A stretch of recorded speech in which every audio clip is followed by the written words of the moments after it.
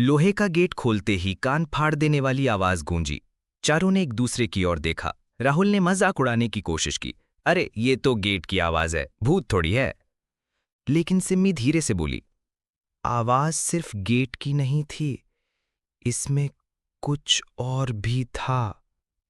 वे सावधानी से हवेली के अंदर दाखिल हुए। टॉर्च की रोशनी टूटी हुई दीवारों, मकड़ी के जालों और बिखरे फर्नीचर पर पड़ रही थी। हर कोना जैसे किसी रहस्य को छुपाए बैठा था।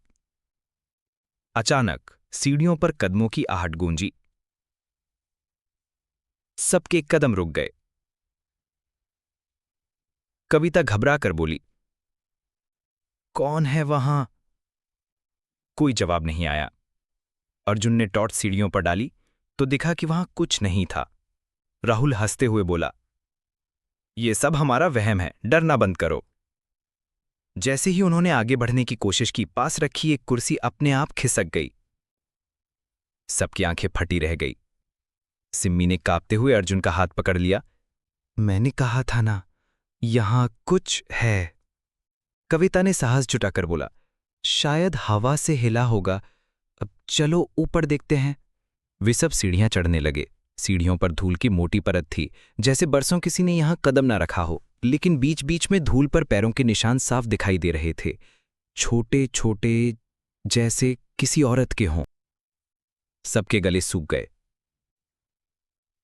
राहुल डर छिपाते हुए बोला, कोई मजाक कर रहा है हमसे, गांव वाले हमें डराना चाहते होंगे। जैसे ही वे हवेली के दूसरे माले पर पहुंचे, अचानक दरवाजा अपने आप धड़ाम से बंद हो गया। टॉर्च की रोशनी टिमटिमाने लगी और फिर एक हल्की सी औरत की हंसी पूरे कमरे में गूंज उठी। हा हा हा हा हा।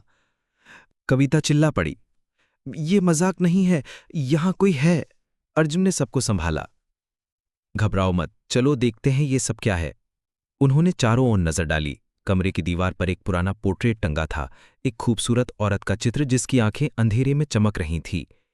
सिम्मी धीरे से बोली, शायद यही उस हवेली की आत्मा है। तभी हवा का एक तेज झोंका आया और पोर्ट्रेट नीचे गिर गया।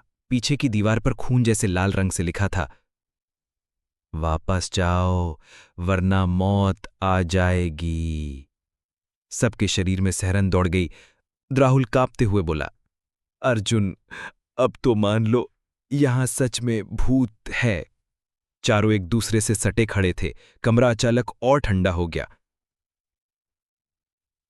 टॉर्च की बैटरियां धीमी पड़ गईं और फिर सीढ़ियों से किसी औरत के भारी भरकम कदमों की आवाज गूंजी।